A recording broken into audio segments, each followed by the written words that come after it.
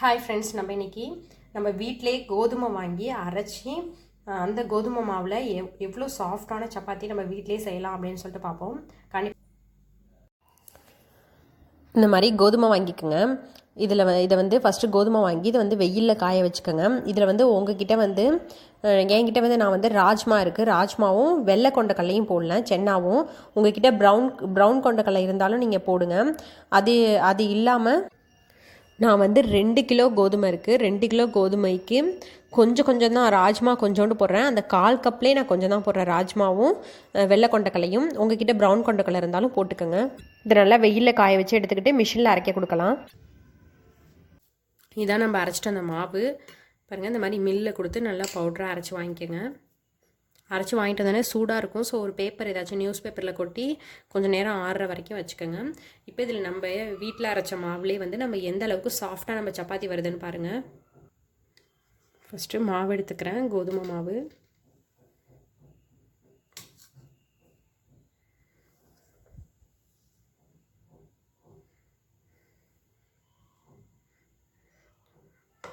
ஒரு கப்பு கோதுமை மாவு எடுத்துருக்கேன். இது ஹாஃப் அளவு 125 ml. இதால் 2 தடவை எடுத்திருக்கேன். இப்போ சப்பாத்தி செய்கிறதுக்கு என்னென்ன வேணும் அப்படின்னு சொல்லிட்டு பார்ப்போம். இது உப்பு, தேவையான அளவு உப்பு எடுத்துக்கோங்க. இது நம்ம கரம் மசாலா. இது போட்டால் சப்பாத்தி டேஸ்ட்டாக இருக்கும். கண்டிப்பாக இதை போட்டு நீங்கள் ட்ரை பண்ணி பாருங்கள். உண்மையிலே ரொம்ப நல்லாயிருக்கும். நீங்கள் வெறுமனே செய்கிறதுக்கு பதிலாக கொஞ்சோண்டு கரம் மசாலா சேர்த்துக்கிட்டிங்கன்னா ரொம்ப நல்லாயிருக்கும். எண்ணெய் எடுத்திருக்கேன், தண்ணி எடுத்திருக்கேன்.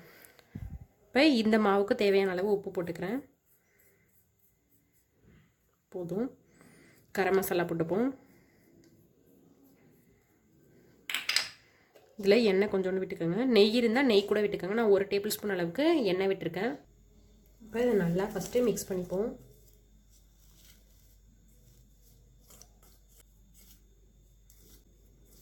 இப்போ இதில் கொஞ்சமாக தண்ணி விட்டு மிக்ஸ் பண்ணிக்கோங்க. ஒரே தெரியாக நிறையா ஊற்ற வேணாம், கொஞ்சமாக தண்ணி விட்டு மிக்ஸ் பண்ணிக்கலாம்.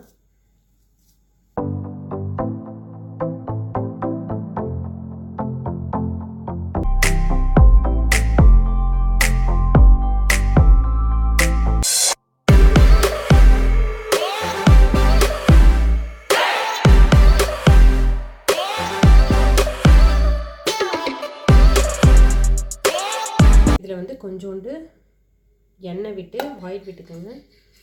நல்லா ஃபுல்லாக ஸ்ப்ரெட் பண்ணி ஒரு 15 மினிட்ஸ் ஆகுது அப்படியே விட்டுருங்க. இது கொஞ்சம் நேரம் அப்படியே நல்லா ஊறட்டும். அப்போ தான் உங்களுக்கு சப்பாத்தி நல்லா சாஃப்டாக வரும். இப்போ நம்ம சப்பாத்தி பெசரி வச்சு 15 மினிட்ஸ்க்கு மேலே ஆயிடுச்சு.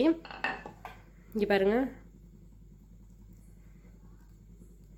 நல்லா சாஃப்ட் ஆயிடுச்சு. ஒரு தடவை நல்லா பிசைஞ்சிக்கோங்க. பயிறு நட்ஸ்லாம் ரொம்ப அதிகமாக சேர்க்காதீங்க. நான் கொஞ்சம் தான் சேர்த்துக்கிட்டேன். ஸோ ஏன்னா நிறையா சேர்த்தோம்னா அது அந்த சப்பாத்தியோட டேஸ்ட்டே மாறிடும், ஸ்வீட் ஆயிரும். நிறைய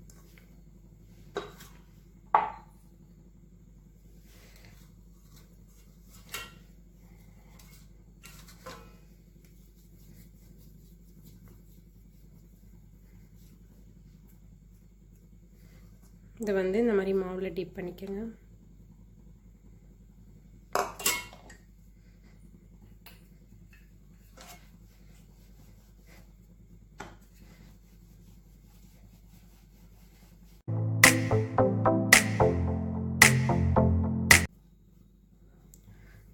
பாருங்க, இந்த அளவுக்கு தேய்ச்சிக்கோங்க. இப்போ இதே மாதிரி எல்லா சப்பாத்தியும் தேய்ச்சிப்போம்.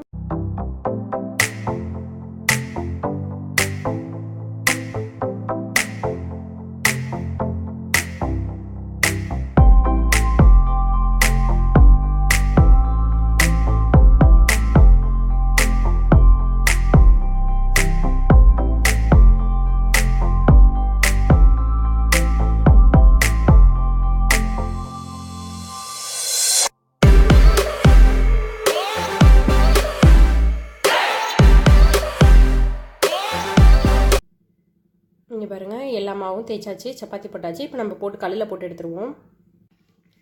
இந்த மாதிரி ஒரு தோசைக்கல் போட்டுக்கோங்க. எப்போதுமே சப்பாத்தி போடுற கல்லில் தோசை ஊற்றாதீங்க, அது ஒழுங்காக வராது. அதுவும் இல்லாமல் நான் ஆயில் ஊற்றாமல் போடுவேன். ஸோ நீங்கள் வந்து சப்பாத்தி போடுற கல்லில் வந்து தோசை ஊற்றுனீங்கன்னா நல்லா வராது. இப்போ நம்ம இது பேன் வந்து தோசைக்கல் வந்து நல்லா ஹீட் ஆயிடுச்சு. இதில் நம்ம போட்டுடலாம்.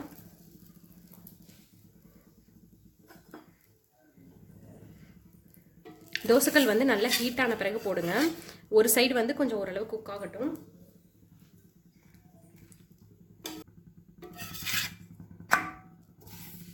திருப்பி போட்டாச்சு. இங்கே பாருங்கள், ஒரு சைடு வந்து ஓரளவு குக் ஆன பிறகு திருப்பி போடுங்க. இந்த மாதிரி லைட்டாக ப்ரெஸ் பண்ணி விடுங்க.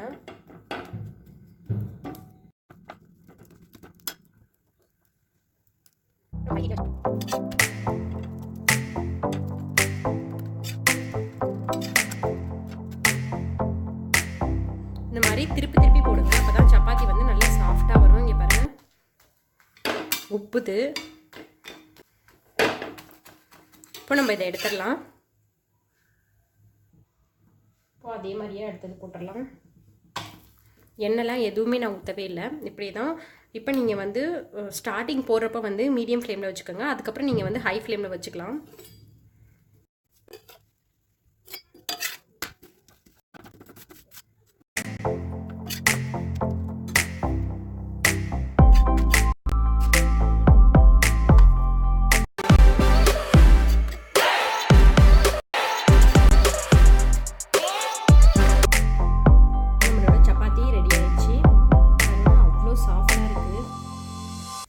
நான் உங்களுக்கு பிச்சு காமிக்கிறேன் பாருங்க.